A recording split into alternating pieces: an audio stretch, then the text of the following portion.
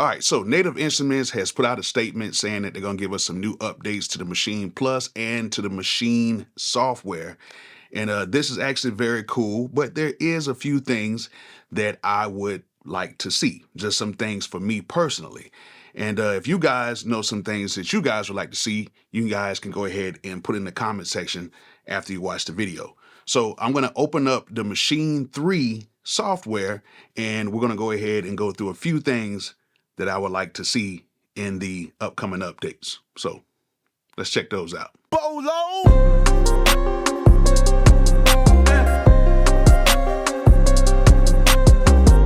Before we get started, are you guys trying to build your studio but don't have all the money right now? Well, if you're trying to do that, you might want to go ahead and click on my link in the description and head over to Zounds.com. Zounds has a whole bunch of stuff on the site, and they have a whole bunch of stuff on the site that does not require a credit or background check. Meaning, all you have to do is order it, they will ship it to you, and then you can just make monthly installments while you use your stuff. Now, it's not everything on the site, but it is a whole bunch of stuff on the site that you guys can get right now by clicking my link in the description and heading over to Zounds.com. So why wait? Go ahead and get you some gear today. Yo, did you know Analog Cases made a stand that can fit the Hydrosynth, the MPC Key 37, and the MPC X Special Edition, and the MPC X too? They're the same size. Yeah, Analog Cases has just added a new stand to the already popular XTS stands. This stand is called the XL stand, and this thing is dope. This is a professional stand that is made for professional users. And this thing will protect your gear because it is made from 100% solid steel. And even if you put a mid-size keyboard or your MPC X or your MPC X Special Edition, this thing hugs those machines just like a glove. These stands are adjustable, so they're not one size fits all. If you want to make them smaller, you can. If you want to make them wider,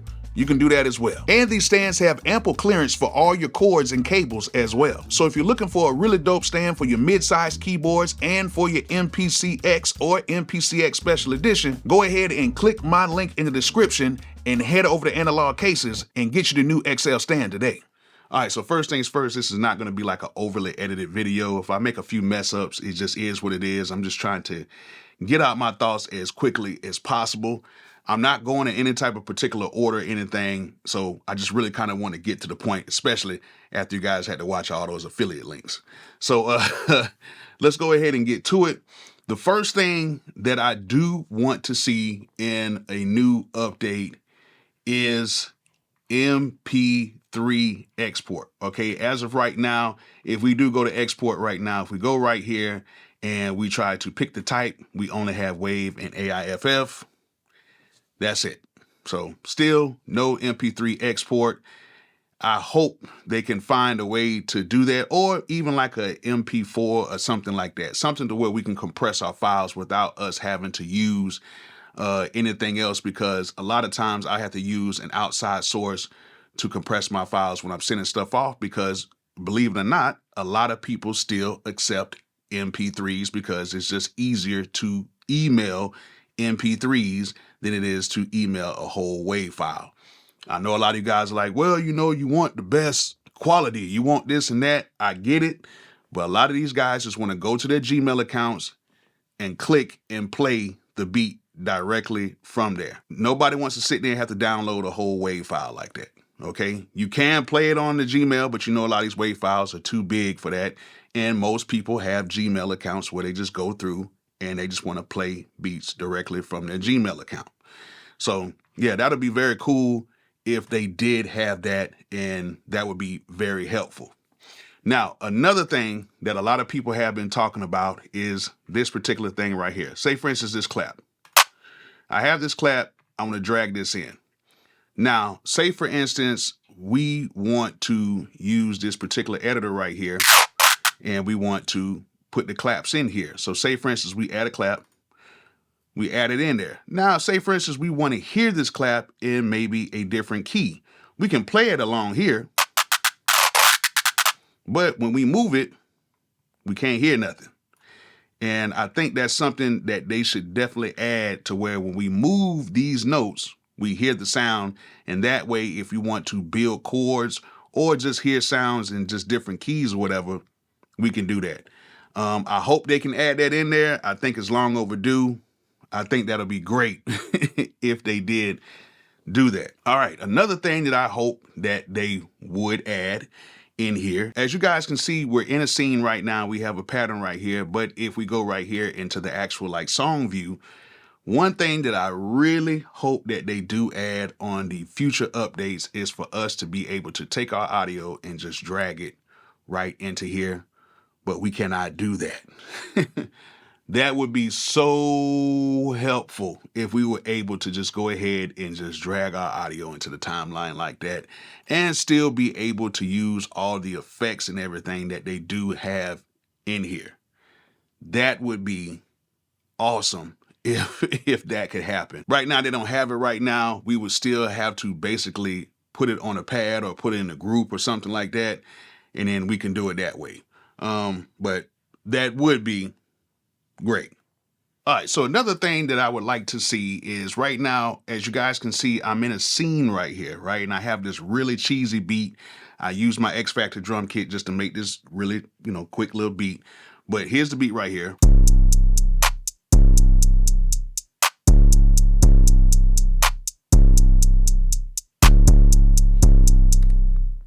Nothing major. But let's just say, for instance, we want to take this scene and we wanted to actually append this scene into some clips. Now, if we have the scene right here and we want to go ahead and turn this into some clips, what we have to do is go right here. And then once we're inside of like this song mode right here, we can click right here and then we can do insert either a scene or insert as clips. And then we can just do that and all the clips pop up right there. And in that way, we can go ahead and move and arrange the beat in a linear fashion, which is actually very dope. One thing I would like to see is instead of having it to where we just have it as a scene, it automatically is just a clip. So what I mean by that is, say for instance, we're right here and I go say insert scene. If we insert a scene, we can't do nothing with this. We can't move it. We can't do anything with that. But if I right click it and I insert it as a clip, then we'll be able to do that. So if we did even want to insert it as a scene, it should automatically be as a clip. I just think that just makes more sense.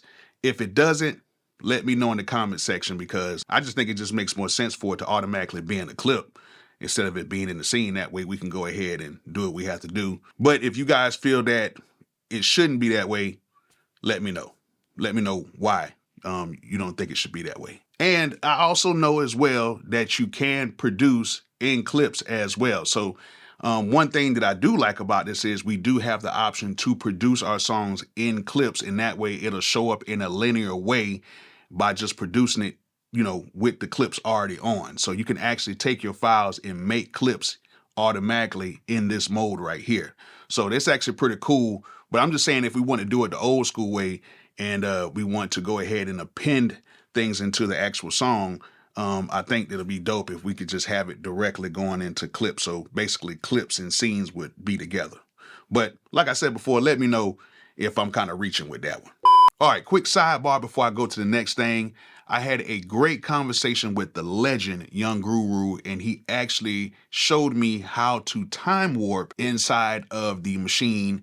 And I believe this is some of the stuff that some of you guys sent me over before, but he actually broke it down to where I really understood. But I'm still going to mention it because I still think that they can possibly do it maybe just a little bit faster. They can add it to the workflow just a little bit faster. And what I'll do is, even if I can try to get him on, or I'll try to get the information from him to thoroughly explain how to actually do it, I'll possibly make another video for that. But for right now, I'm going to talk about time warping your chops and how I think that they should have maybe just a button to where you can time warp your chops after you chop up your samples and then be able to play it like that. So let's go ahead and get to this next thing that I, hope personally that they add to the Maschine 3 updates. So this is the last thing I want to talk about for today, and it is being able to warp your slices without having to bounce it. Now, some of you guys have sent me some videos of some workarounds with this, which has been very dope, but I want to try to see if we can get this implemented inside of the program somehow. Maybe if we talk about it and make some videos on it, maybe it can happen. even though it's not like a huge issue, because even when I chop up samples in here and I want to speed it up, maybe like from 120 to 140 or like from 120 to like 110, it still sounds very good. However, it would be dope if we could warp our chops without having to export it to like another WAV file after we chop it up. So right now I have this sample right here and here. This is how it sounds.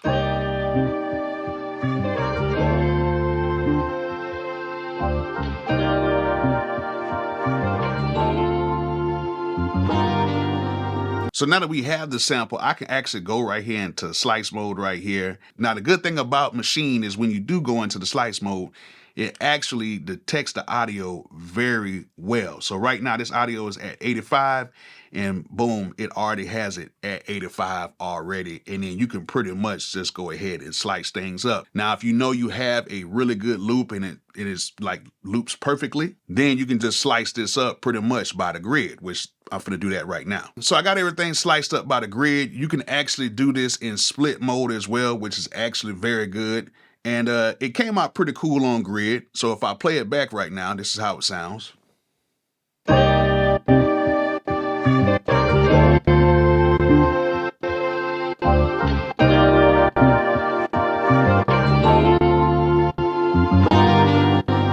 So it sounds pretty cool for where it's at. Now, what we can do is we can actually apply this and then we will have our samples already chopped up for us. So we can go ahead and we can apply this. Now, as you guys can see, it already has our samples lined up, ready for us, and we can go ahead and play it. The only problem is I have it at 120 BPM. The only problem with the sample being 85 BPMs and we're playing this at 120 BPM, we're gonna have some problems with these slices. And let me show you guys these right now.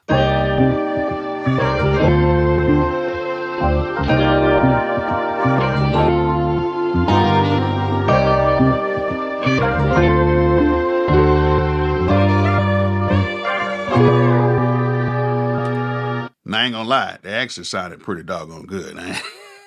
I ain't gonna lie, even though they were a tad bit off. And you know, once you have it landing right on that beat, it kind of like lines up pretty cool. However, let's go ahead and take this tempo and let's actually pull this tempo down. Let's pull this tempo down to like 50 and let's see how it sounds now.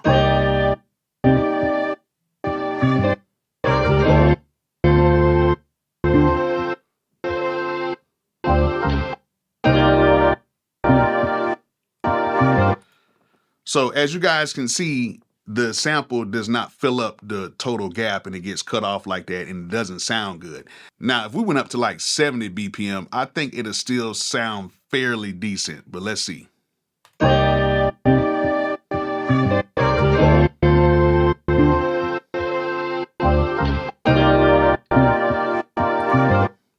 See, yeah, you start having some issues with that. And say, for instance, we did want to change the tempo of our songs with our sample chops without having us to mess with the pitch. Because if you mess with the pitch, things are going to either be slower or faster. And that's some stuff that we just don't want to deal with. I think if we have it to where we can actually set it to warp the chops like this without us having to bounce the chops in the tempo that we're in and then have to re-input it into an audio file, that would be better. So basically, I think that's something doable. I think, maybe I could be tripping, but it's something that I think would make the workflow a little bit faster on here. And then that way we don't have to be locked in to having to like bounce our audio to like a file and then having to re-import it back into like another track and then, having to warp it from there, because they have a really good warp feature inside of this program. Very good warp feature. Handles audio great. I mean, really good. You can warp this stuff up from like 100 to like 150, 160, no artifacts, and then warp it back down and down to like 50 from 100 and no artifacts at all. So it has a really good warp function in here.